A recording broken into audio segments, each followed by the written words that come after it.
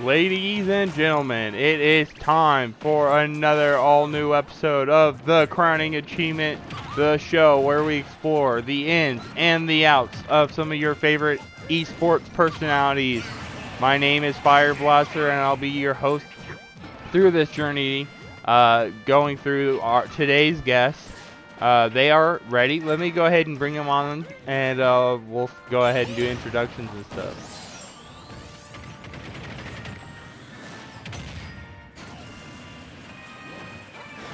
Hello?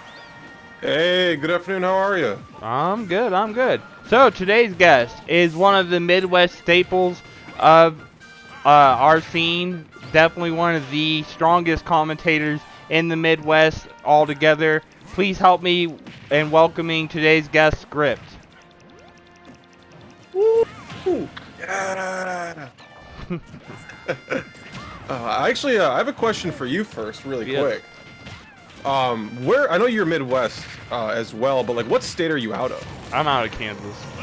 Okay, you're out of Kansas. You're out of Kansas. 'Cause I've been seeing some like St. Louis discourse. They've been kind of getting a little big recently in terms of the Midwest scene. They got Apollo Kage obviously killing it, and Colorando's obviously killing it. So I've been seeing there's some tweets I've been seeing. I just wanted to know where you were on the whole scale of everything. But anyway, go on. Yeah, definitely. This is like a give or take kind of interview. I like to have it a little bit free flowing, so I appreciate that. So Yeah, for basically, sure. what we're gonna go ahead and do is we're gonna go ahead and start at the beginning, and then we'll work our way through different topics and everything. So the beginning, what region are you from? Obviously, you're Midwest yourself, but for the Yeah. people at home who aren't aware exactly of who you are on the YouTube content, where exactly are you out of? I'm out of the Mitten State, man, Michigan. One of the Midwest most beautiful regions. I lived here my whole life. I have family all around the United States, though, so I've been able to tap in with a lot of different areas from an early point in life. But yeah, Michigan, baby, living out in Detroit suburbs. It's been really fun. Learned Smash here, and still repping hard. Nice, nice. Yeah, and Michigan's definitely a very strong region. We'll go over that a little bit later on why I think that they're a strong region, but something specific, can't talk today for some reason, specific that we're going to be going over. How long have you been going to events? I started my freshman year of college, which was 2016. I actually just recently had a run-in with my old first TO at Combo Breaker, which happened this weekend. We can talk about that later, obviously. But yeah, I got into Smash through college. Honestly, it was really funny how it happened because I moved into my college. I went to I moved out of my house for school, and I just had a Wii U laying around that I picked up from my little brother one day, and he didn't really want it, so I took it. And he had Smash for it, and he had Mario Kart, and he had, I think, some other game. I forget what it was. But I take it to school, and I plug it in because I get there. I want to set up all my stuff. I didn't really have any game consoles. I wanted to bring something for my roommates. And yeah, I brought Smash. And one day, I was leaving my dorm to walk around the campus because it was my first weekend there. I wanted to see the campus, and it was raining that day. So I wanted to take the longer way out of my building to get outside. And taking that path, I walked across a room that had an open door, and I heard brawl noises. I heard Meta Knight. I heard was it Pits? Back in the day. Yeah, back in the day. I heard that, and I peeked my head in, and it's just a bunch of guys playing Smash. I'm like, yo, what's going on? I have Smash 4. They're like, no way. No one brought that up. No one brought their Wii U. And I'm like, hell yeah, we can play it later. And go on. All those guys that I played with that day went on to be like still my best friends to this day. A lot of them have moved on from Smash at this point, but like we did everything together over those first couple of years in school, and I still talk to them most every day. So that's how I started playing Smash, like, period. Those same people ended up telling me about tournaments that happened at our college, and where we could find those, and eventually a few of us had started to go into those pretty frequently, like, the weeklies, obviously. And yeah, that's kind of how it got started. Nice, nice. And how did the commentary come about? This is one of the things I like to find out Yeah, is for like sure. obviously origins of how things come about. You know, that's what this show's about. Where did that start from? Um, so going to my college locals, I was in the middle of nowhere in terms of like Hmm. Michigan standards. I wasn't going to a very like populated area. I wasn't in like your East Lansings for Michigan State or your Ann Arbors for the U of M. I was on like kind of the middle of the hand there. Hmm. So we had a little slightly smaller scene. Um, so there wasn't really anybody. We had a stream. It was a big family setting, and we just kind of had a stream there. I would talk on that every once in a while I played my matches or whatever, and I didn't really think anything of it. But eventually, after that year of school had ended and I was going to go back home, I learned about tournaments that would be happening in my area. And I don't know if you remember, there was the Smash Field weeklies. Yes, I don't know if you I remember do. Smash Field. Yeah, Smash Field was a huge. It was like one of the longest running weekly series in America at one point. It was like up there. It was like that and Ignition had been running for like nonstop for I don't know since the start of Smash 4, maybe even earlier. But I ended up going to those. Gucci Gaming streamed those for that tournament's entire lifespan, and I got it started like just sitting down to commentate because there wasn't any really room in the venue. Right. There was really nowhere to sit, and that was kind of the only chair that was available. I just sat down. I started talking with people on the mic, and one day I got pulled apart. Hey, you're pretty good at this. Do you think like you could probably go to other tournaments and do that? And I eventually did, traveling out to like Chicago a few times and doing some of the bigger regionals in Michigan, and that's kind of how I got my start. My first big like out of state tournament, I remember it was Midwest Mayhem 10. Yeah, Midwest Mayhem 10 was the first time I got to commentate a regional or like maybe in like a super regional. So that out would of have been state. the one with Glutamy, right? No, that's 11. I was at that one as well, and I commentated a really good Gluto set there. But it was the one. It was the one before there was the Bowser DK Dittos in Oh, like yeah. losers finals or winners finals. I forget what that is. Yeah. There was that set, and then there was the one with Gluto, but mine was the one in between that. So I was Midwest Mayhem 10. That one was 9, and then the Gluto one was 11.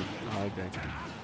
Yeah, that was a very big tournament for me. That's how I got introduced to like the UR guys who were doing a lot of big stuff in Smash 4 at that time. So it was really nice to be able to meet up with them, and yeah, I just used that to kind of parlay it into what we have here.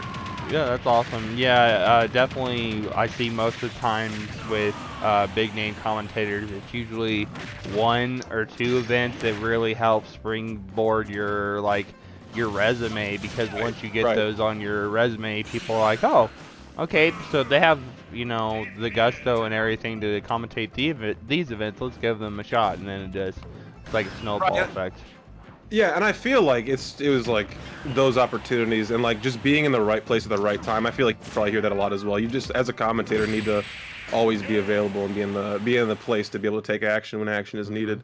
And I kind of built myself off of that for quite some time. I was like my first like super duper big block came off of Smash and Splash 4. I want to say it was like the maybe 3. No, 3. Yeah, Nice. because there was still another Smash 4 one after that. I think it was 3, or maybe it could have been 4. I forget the details, but it was Max Ketchum and Lord Sturm doing top 16 of singles. Yeah. And Max got called out because he was like required by contract to do a collegiate crew battle commentary, and top 16 was still going on, and I was just standing around by production. I was being proactive, and Max like asked for me by name to take him over on comment. Or no, how it worked was the production guy knew me really well. We had gotten connected really well through Chicago, and he passes Max a note and he says, "Can I get script on commentary because you have to leave at 10:30?" And he gave the thumbs up, and I sat down for like 2 really really good top 16 sets in singles, and that's the springboard that kind of I think took me to have a pretty serious resume. Yeah, I still remember my first big event. That was quite some time ago. Shout out to Censored and Rod for helping me get that opportunity. It was a fun time for myself because I got Super Bit Wars. I wasn't expecting to get Super Sick. Bit Wars, but That's super sick. yeah, it was sick actually, because like I wasn't expecting to get the event, and then Joey's like, "Hey, you're gonna be commentating with Kimona, and then you're gonna be commentating top 32 with me," and I'm like, "Oh, Kimona's such a talent. oh aren't they? man, they're so good."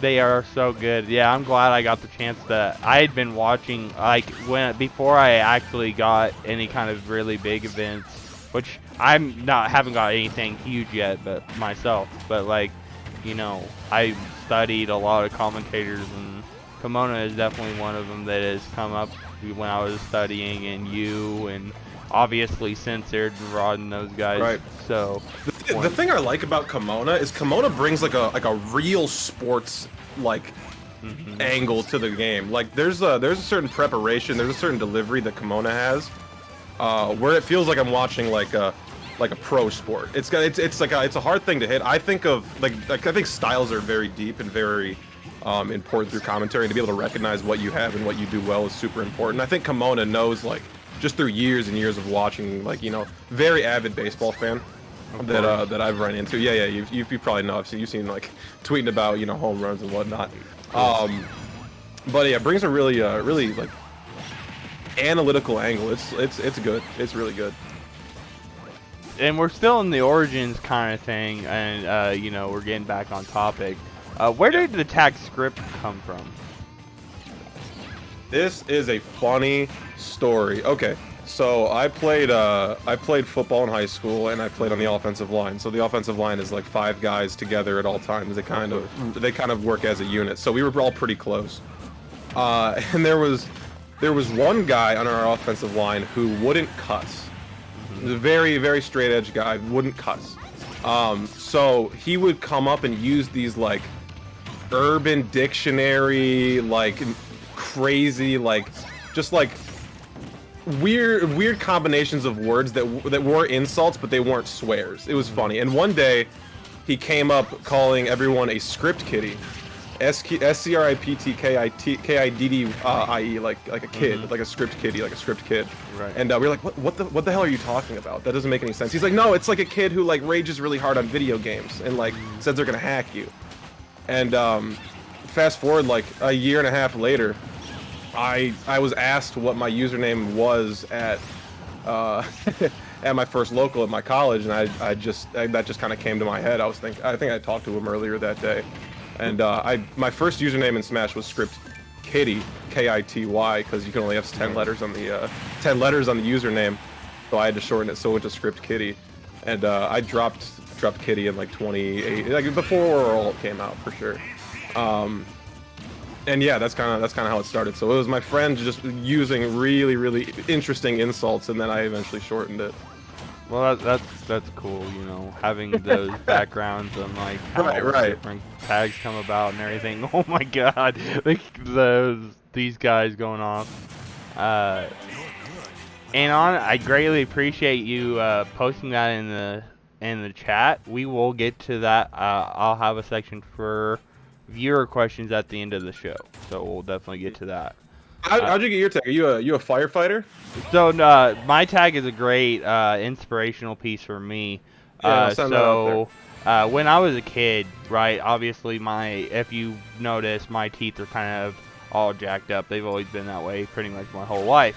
And I had a couple rotten teeth in my mouth when I was younger that we couldn't afford to get pulled out. So I'd walk up to somebody and they'd be like, "Hey, you're talking is like breathing fire on me," right? So I'm like, okay, you know, that's kind of you know, a jerk thing to say, but you know, it's whatever. I would blow people off or whatever. And then so I went to our first big tournament, which was low tier back in the day, like the first or second Panda tournament they ever went to. And I was Vorinclex, which is a magic card, and I'm like, they kept pronouncing the name wrong, and I'm like, well, that's not gonna work for me. So I'm driving on the way home, and I'm like, well, so I like Bowser because I played Bowser in bracket towards my losers bracket, and I was like, I like Bowser, he breathes fire, and people always used to make fun of me for this when I was a kid. So I was like, why not use this as a positive, negative kind of situation? As like, take a weakness, turn into a strength. Right, I right. feel that. Yeah. That's how I always did it. Like when I played sports, like I'd be the guy that people would be like, you're unathletic, you know, you can't do anything with it. You know, I played middle school football, I played college football, you know, high school football, stuff like that. It's just one of those things. I always love it when people hate on me. So, like, You use that chip on the shoulder mental. Yeah. You need to have that in sports. Yeah, and I use that in my Smash Brothers career as well. As one of those things. Like, what position you play in football? So in high school, my first 3 years I played cornerback, because my freshman year I got lit up. I got lit up by one of the seniors that year, and he lit me up playing linebacker, and I kind of chickened out a little bit. So I went to cornerback, and I just stayed there for 3 years, and then our coach approached me. He's like, "Hey, you've got decent size. You're not greatly big, but you're not small. Let's put you on the D line." And then I excelled at the D line my senior year. Played offensive line as well and then went to college. When I played college, I wasn't big enough to be a D lineman. I didn't have top end speed. I'm fast, but I don't have top end speed or recovery speed. Sustainable speed, yeah. For corner. So they're like, well, you either play safety or you play linebacker, and we think that linebacker would be the better fit for you. So I played linebacker in college. So, well, yeah. I feel like you can kind of tell when how if esports athletes played sports when they were growing up, organized sports, because there is I don't know, there's a mental instilled, there's a I don't know, a mentality, a mindset, right. Whatever you want to call it, that is kind of shared. Yeah. It's like a camaraderie kind of thing. Yeah, you can appreciate the process, for real. Yeah, and the process for esports is quite like the process for,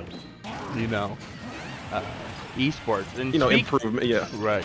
Yeah, and speaking of the process, I greatly appreciate if you guys took the process of, following the Twitch channel. That'd be greatly appreciated. I do these 2 or 3 times a week. Also would take the appreciation of you guys taking the process of, subscribing to the YouTube channel. Be greatly appreciated. We gotta get to 100 subs before we can get our own personalized URL. I hate you, YouTube, why you do that to us. But yeah, it'd be greatly appreciated if you guys could do both of those. But let's get back to the interview. What inspired you to start up in esports? Was there anything in particular? Was it like a love of video games prior, or what was it? I don't know. I was talking about this at Combo Breaker. I won't get off topic, but I was talking about this at Combo Breaker. What esport was your first esport? What was the first thing that got you into the idea of competitive gaming?